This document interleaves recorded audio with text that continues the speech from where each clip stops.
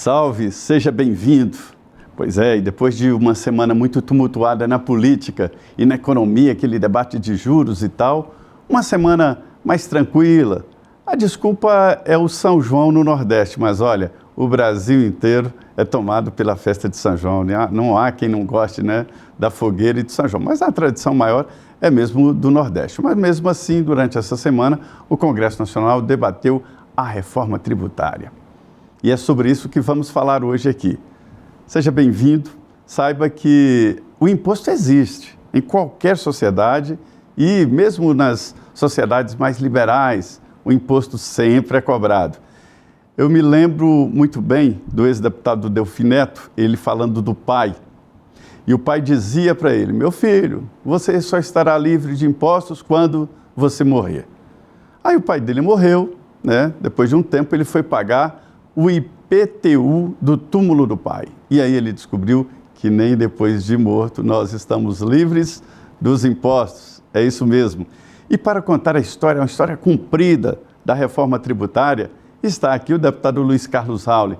Deputado, eu não tenho vergonha de revelar aqui que tem muito tempo que eu persigo esse assunto, desde lá Mussa Demes, Germano Rigoto, Sandro Mabel, mas o senhor sempre ali nesse assunto e com o seu projeto que acabou aprovado. Foi aprovado aquele arcabouço geral, arquitetura, né, da reforma tributária e agora um novo desafio que é a regulamentação. O senhor achou que chegaria a esse ponto mesmo de aprovar? Eu gostaria que tivesse chegado antes, né? Anos e anos antes. São 33 anos, desde o meu primeiro projeto em 91, era a PEC, né? Proposta de Emenda Constitucional 48 de 1991, quando eu cheguei na Câmara. No meio do caminho, nós não conseguimos aprovar a reforma, aprovamos o Simples Federal, em 96. Que foi uma espécie de reforma, né? Era parte federal. Os estados e municípios não entraram. Aí aprovei em 96 também a Lei de Exportação, conhecida como Lei Candir, a Lei de SA. E em 2006 conseguimos aprovar, eu fui o relator também, do Super Simples, aí envolvendo uma cobrança única de impostos para micro e pequena empresa, né, para micro, pequena e média empresa. O Super Simples e o MEI para os autônomos. Hoje já são 9 milhões de micros e pequenas empresas e 16 milhões de MEIs. E 1,5 milhão de empresas no lucro real, no lucro presumido. Por que é tão importante assim essa relação com impostos? Bom, como você disse na abertura, ninguém escapa da morte e dos impostos, né? Essa é uma frase muito comum no meio da economia do mundo. E o Delfim sempre pregava isso, né? E o outro professor Becker, tem um advogado tributarista do Rio Grande do Sul, falou: olha, e o Brasil não tem um sistema tributário, tem um manicômio tributário. Ora era um circo tributário. Eu sempre divulguei muito isso. E eu acrescentei, é um Frankenstein funcional, porque ele mata as empresas, mata os empregos, mata o salário dos empregos, mata o lucro da empresa e mata o poder de compra e mata a economia. Então, a estrutura atual de imposto no Brasil, ela tem um marco em 1965.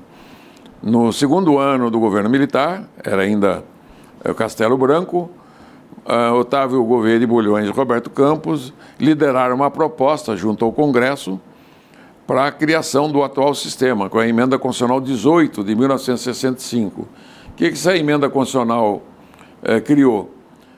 O sistema tributário do mundo tem 3 bases tributárias clássicas onde se cobra o imposto: o governo federal, estados e municípios. A base da propriedade e do patrimônio das pessoas e empresas, se cobra o IPTU, o IPVA, o ITR e os 2 impostos de transmissão, causa-mortes, só paga quem tem propriedade. Que tem que ter propriedade, ou tem um veículo, paga, tem um sítio, paga, uma fazenda, paga. Isso é barco não. Hã? Barco agora, nós colocamos agora, o barco e a aeronave executiva. Bom, essa é uma base tributária no Brasil muito pequena. Ela não dá 5% dos 100% arrecadada. Dá muita briga nos prefeitos e vereadores e a cidade, mas é pequena a arrecadação, porque ele é direto na veia, né? É direto no bolso do cidadão. A segunda base é das rendas e proventos de qualquer natureza, que tem o imposto de renda da pessoa física e jurídica. É uma arrecadação boa também, grande. Né? Dá 21%. 21% da arrecadação nacional de 100. Então, é pequena perante o mundo. Somando o imposto de renda e patrimônio, dá 25, 26%. Só para você ter uma ideia, nos Estados Unidos dá 60%. E lá pesa mais o propriedade ou... Renda 50% e propriedade 10%. Então, a propriedade lá é 10%, o dobro, né? 100% maior. E o imposto de renda é 150% maior que no Brasil. Então, lá cobra imposto de renda. E nos Estados Unidos cobra pouco imposto de consumo. Consumo direto, o sales tax, excise tax e a folha dá 40% da arrecadação. E no Brasil dá 75%.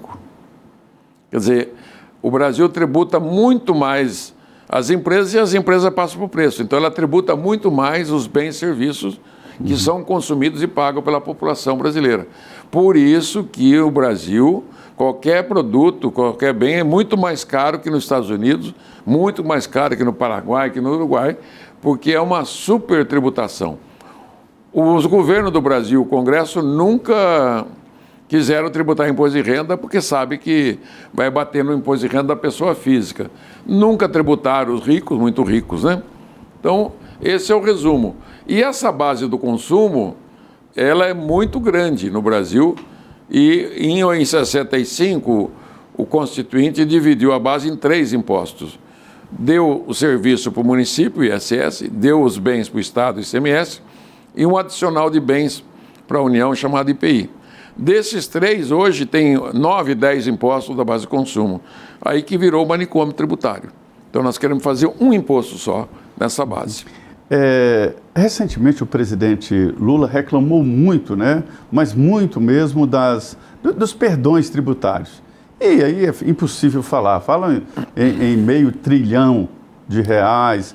Já ouvi do senhor também reclamar dessas isenções. E são isenções boas, que geralmente uma isenção é para desenvolver um setor, né, cujo desenvolvimento vai ajudar o país. Mas não tem muito critério. Mas ele está no 3º governo dele, né? E o 5º do PT.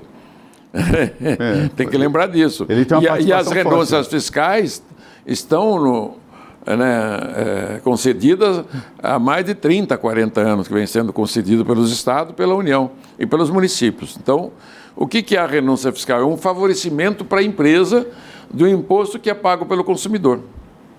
Entendeu? Dá para entender isso?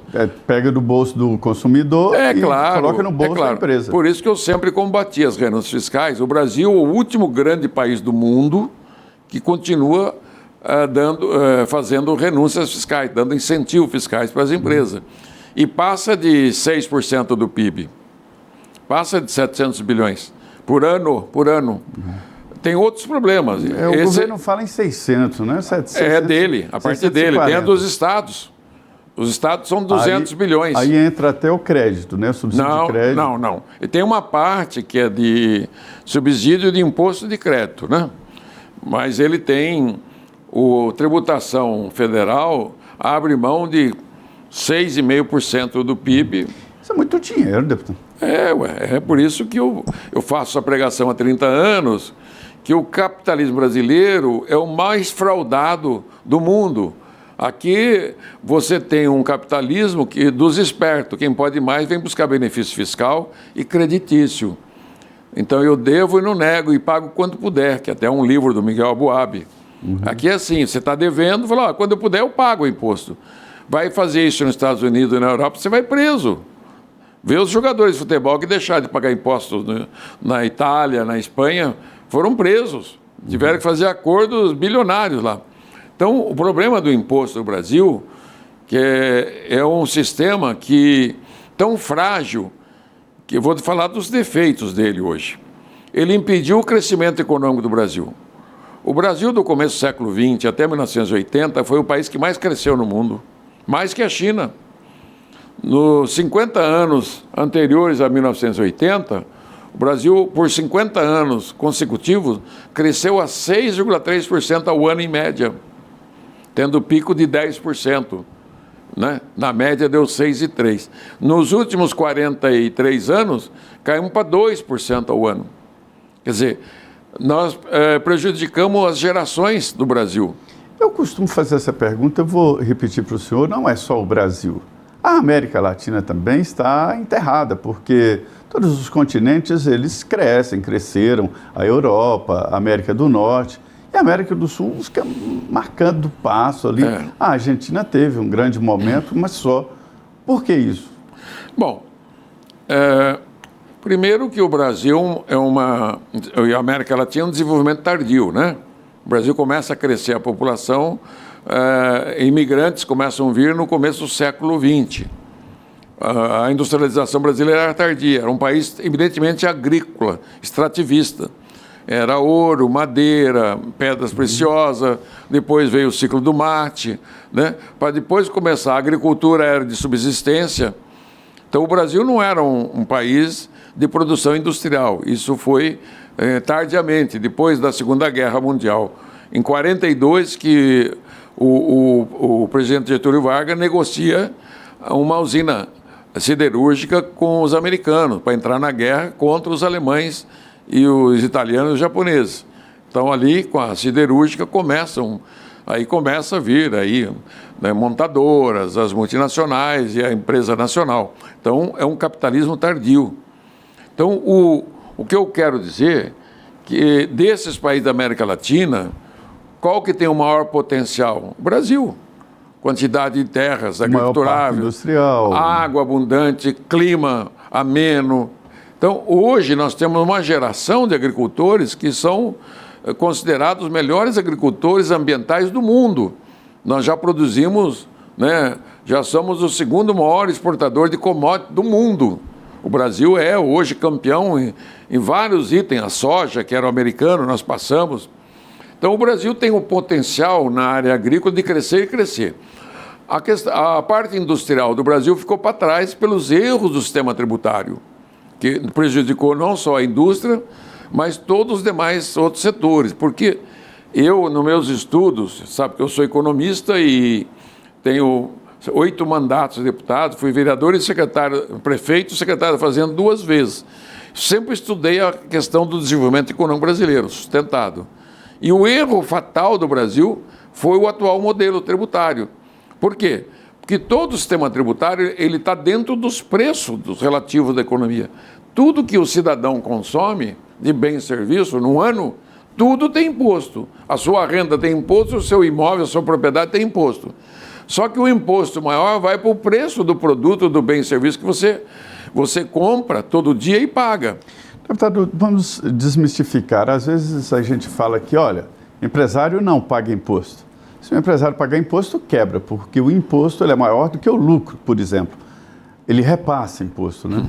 Não. O imposto de consumo é o imposto pago pelo consumidor. Você cobra da empresa e a empresa repassa. Quando ele repassa, tem a inadimplência. Ele recebeu o imposto e deixou de recolher para o Estado. Chama inadimplência. Nós já temos um estoque de 5 trilhões. 50% do PIB. Você tem depois o planejamento fiscal. Você fala, eu devo e não nego, eu vou demandar isso aqui porque não está correto.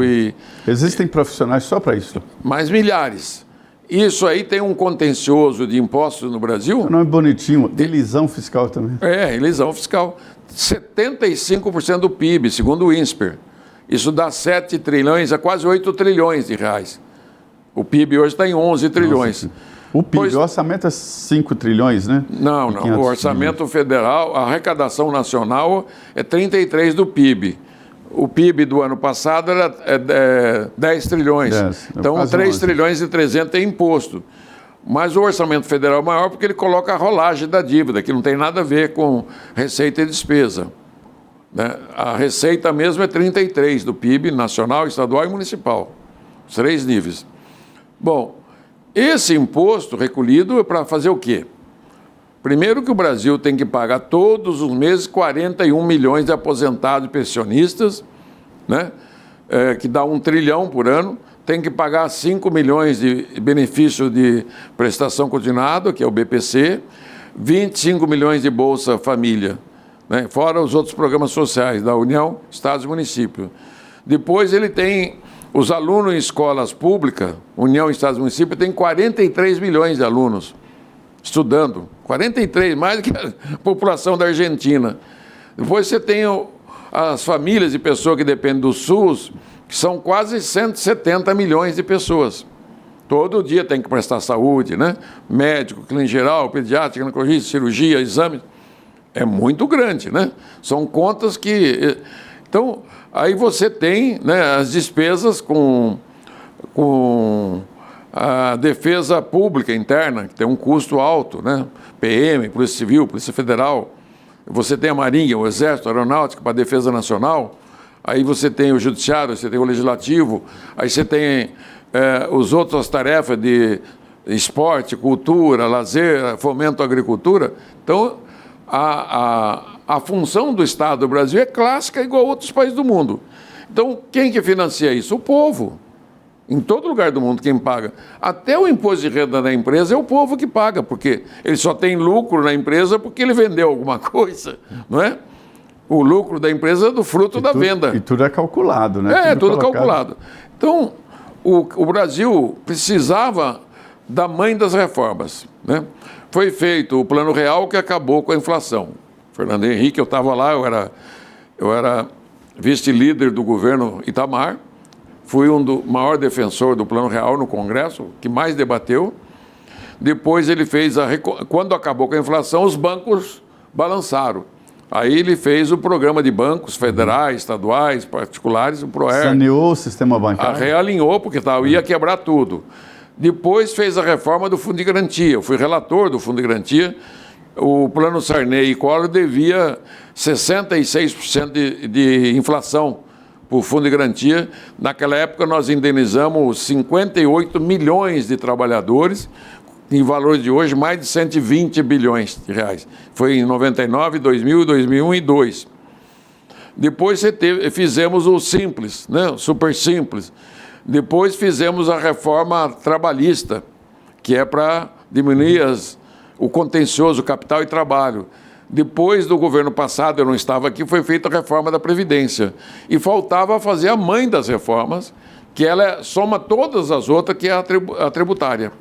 Aí foi aprovada a emenda à Constituição da reforma tributária, que é aquela arquitetura básica, né, da reforma, e o grande debate agora está no Congresso. O governo já mandou 2 projetos, que é a regulamentação.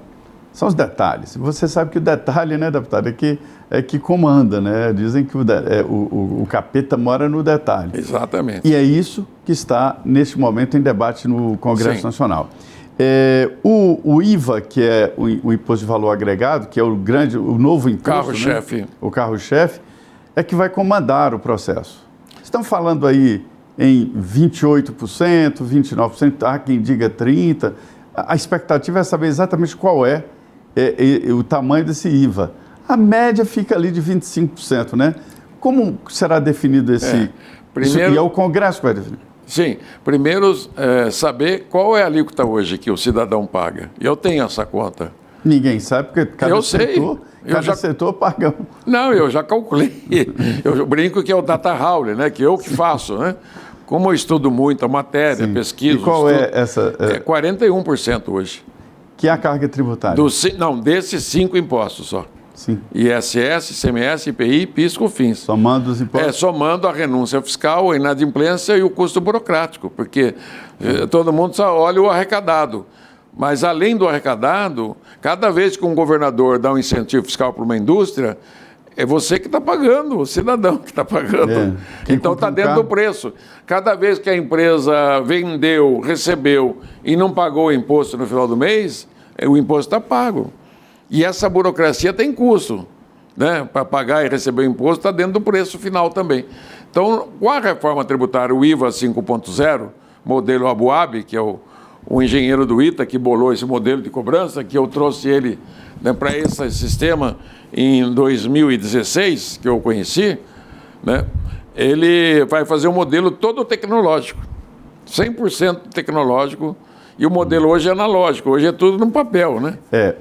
Depois dessa regulamentação, quando alguém compra um produto, imediatamente uma parte vai para o dono da loja e e o imposto vai diretamente para os municípios, os estados, né? Agora, eu já estou vendo uma briga aí, porque o pessoal dos bancos, mais uma vez, fala, olha, nós vamos cobrar por esse processo. Mas já cobra hoje, né? Hoje cada boleto é pago pelo governo. Como cada conta de luz, cada conta de água, as empresas já pagam o boleto para os bancos. São centavos, né? São... Mas é o seguinte, quem que vai elaborar o modelo de cobrança? A Receita Federal, o SERPRO e as receitas estaduais, que é o CONFAS, estão trabalhando. Eu tive a oportunidade, segunda passada... Os bancos têm que se adaptar, porque quem é na maquininha, quando passa o cartão, já vai imediatamente... O banco, as empresas de cartão de crédito, as empresas de central de boleto, que é dos bancos, né, que tem uma central de boleto. Você sabe que o Brasil, os bancos no Brasil têm... Eu vi um estudo da entidade de banco, tem 1 bilhão de contas, 5 vezes a população brasileira em contas bancárias. Então, todos esses depósitos e saque desse dinheiro de toda a população brasileira vai para uma central nacional, que é lá em São Paulo. Então, esse processamento desse dinheiro, tanto que você pega o teu telefone, tem lá o token, né? Você abre a tua conta bancária, você passou um Pix, na hora já acusa que saiu dinheiro ou entrou dinheiro na tua conta bancária. Esse é o sistema mais robusto, mais moderno do mundo. O sistema bancário brasileiro é do mais moderno do mundo. E o sistema de nota fiscal eletrônica do Brasil é o mais moderno do mundo e mais longevo. Tem mais de 20 anos. A Europa agora copiou do Brasil há 4, 5 anos o modelo de nota eletrônica. E eles não têm um sistema único nacional bancário como nós temos. Então o Brasil vai ter a experiência de fazer o modelo Aboab, que é a nota fiscal, né, sincronizada com o boleto de pagamento, porque o sistema bancário permite isso. Tudo que contém na nota fiscal eletrônica vai estar no boleto e do boleto vai informação para o fisco em tempo real. Há uma dificuldade dos bancos porque o Pix acabou tirando uma grande movimentação através de cartão de crédito e débito. O Pix hoje movimenta algo em torno de 30%, 29%, alguma coisa por cento das transferências. 21% é o débito e 22% o cartão de crédito, ou seja, o Pix já passou na frente dos dois. Qual é a influência disso no dia a dia e principalmente na reforma tributária? Vai utilizar todos os meios, o TED, o DOC, o Pix, né, e os cartões. Vão ser utilizados todos os meios e também em dinheiro. Tem um percentual que paga em dinheiro. Então, o modelo está sendo montado dentro da inspiração do modelo Aboab, que está dentro da minha primeira PEC de 2018, que eu aprovei, a 45 e a 110, que a gente apelidou de 155 e virou a emenda constitucional 132. Então, o modelo de cobrança vai mudar radicalmente. Hoje ele é feito todo declaratório no papel, nota fiscal de entrada, nota fiscal de saída, livro próprio de entrada e de saída. No final do mês, a empresa, a contabilidade faz a conciliação nota de entrada e saída, vê quanto tem de pagar imposto. Entrada menos saída, tal. Esse modelo novo vai ser todo eletrônico. Passou o cartão, TED, o DOC, o Pix, o dinheiro da empresa, ele recebe o dinheiro dela e o imposto vai para o sistema de partilha. Entre as empresas, 0 a 0, não se cobra imposto de empresa. Eles também não vão ficar com o dinheiro do imposto, não põe a mão no imposto. Nem o governo federal, estado e município põe a mão no dinheiro enquanto estiver na agricultura, na indústria, no atacadista, no varejista e no prestador de serviço. O dinheiro do governo só vai pôr a mão na hora que estiver no consumidor final. E exagero dizer que o dinheiro em papel, em espécie, ele vai desaparecer? Sim, não é não, porque ele já está... mais ou menos? 10 anos, porque ele está cada ano menor, né? Eu sempre gostei de ter um dinheirinho na carteira, 100, 200 reais, em miúdo, né? Para você fazer uma coisa ou outra. E cada vez menos, porque eu faço tudo pelo Pix, eu pego um táxi, eu pago na hora para ele. Falei, você recebeu? Não, já veio o sinal aqui que eu recebi. Na hora, instantâneo. Então, esse modelo de tecnologia que tem no Brasil, do Pix e do TED, do DOC, do cartão de crédito, que funciona muito bem, ele vai ser utilizado para cobrar o imposto. né?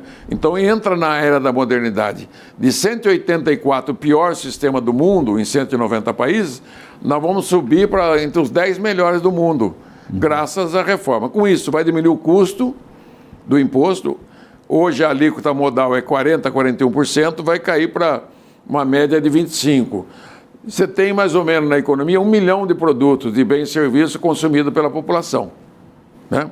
Tudo que as famílias compram o mês inteiro, a gente chama de bens e serviços consumidos. Água, luz, telefone, combustível, carro, peça, tudo que você pensar, roupa, óculos, remédio, tudo são bens, né, e serviços de consumo. Atendimento médico é serviço, advocacia é serviço.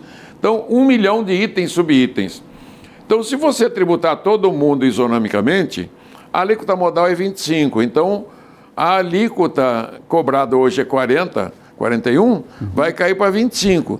Se nesse 1 milhão eu pegar 10 mil produtos e bens e serviços e reduzir a alíquota para zero, eu tenho que repassar para cá. Porque no final do mês e do ano, nós temos que arrecadar a mesma quantia, que é 13% do PIB. A soma da arrecadação hoje do ISS, ICMS, IPI, PIS/COFINS, dá 13% do PIB, mais ou menos 1 trilhão e 400 bilhões com o PIB deste ano. Só que em cima desse 1 trilhão e 400, você tem mais de 600 bilhões, que são as gorduras que estão dentro do preço, que vão desaparecer.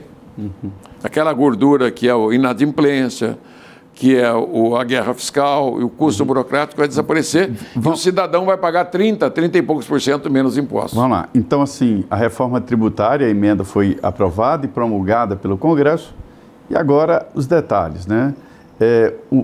Existem consequências ali. A primeira consequência que o deputado está dizendo é o desenvolvimento do país, porque é mais fácil, vai atrair capital, né? E primeira consequência positiva. O contador, a profissão desaparece. Não. Hoje o contador... Mas não é tudo tão automático assim? Mas ele tem que fazer a contabilidade da empresa. A contabilidade no mundo, ela não é essa loucura que tem no Brasil de ficar levando papelzinho para lá e para cá. O contador vai deixar de ter aquele batalhão de meninos e meninas carregando papel, carimbando papel. Ele vai ser o contador, ele vai ajudar a empresa a calcular o preço variável, o preço relativo, o preço, custo fixo, o estoque, a rotação de estoque, e vai ser o amigo da empresa. Hoje ele é um estafeta que cuida da papelada, né? Mas aí o contador ele poderá atender mais clientes, por exemplo. Mais clientes e ganhar mais. Porque hoje o que ele ganha, ele tem que dividir com um batalhão de funcionários e cometendo erro toda hora. Chega de sexta-feira, ele sai do escritório às 7 da noite, ele não pode nem passar, esqueci de entregar aquela guia, esqueci de pagar aquilo, porque a burocracia dominou os contadores do Brasil. Então o Brasil é o país mais burocratizado do mundo, O Brasil tem a maior inadimplência tributária do mundo, mais de 90%. O Brasil tem uma sonegação de mais de 25% do mundo, o maior do mundo. Só para a gente concluir esse assunto, deputado, já em 2027, né, o início real de cobrança de imposto do novo sistema, né? Isso. E a tendência é que lá 2032 entra os estados em 100%. Já 100% Ele vai começar de 20% em 20%. Certo. Se der algo errado... Não. 2026 vai testar o modelo. Ficar um ano inteiro testando com uma alíquota de 1% esse modelo de débito e crédito. Então é tempo suficiente. Quando eu fiz o Super Simples, em 2006, a Receita Federal teve 6 meses com o SERPRO para montar o sistema de cobrança que hoje tem 9 milhões de microempresas e 16 milhões de MEIs. E ela deu um jeito, né? Deu. Sobrou um tempo aqui, deputado, para a gente falar de política, né? Você é do estado do Paraná, né, onde há uma disputa muito forte lá. O seu colega lá, Álvaro Dias, acabou perdendo a eleição, né? Já tinha uma experiência grande aqui do Congresso Nacional. Como é que o senhor está vendo aí esse processo, essa disputa? Bom, primeiro dizer que realmente Álvaro, eu sou amigo dele a vida toda, política, foi o maior governador da história.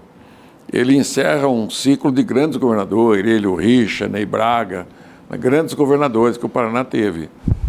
E ele foi um dos melhores senadores do Brasil, né? Perdeu a eleição,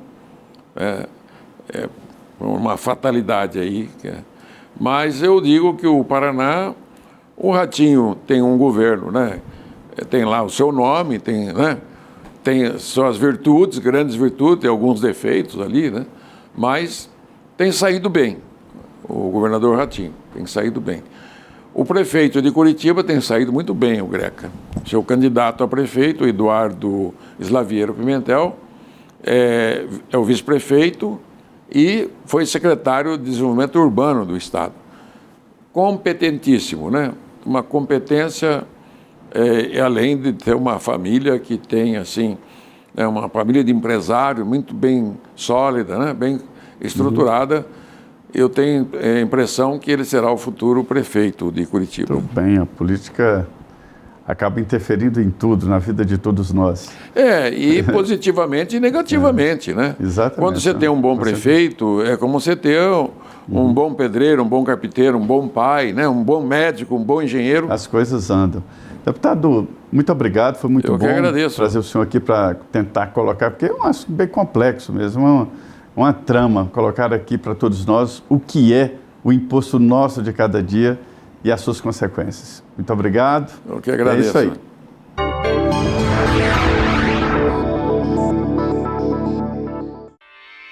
Realização Jovem Pan News.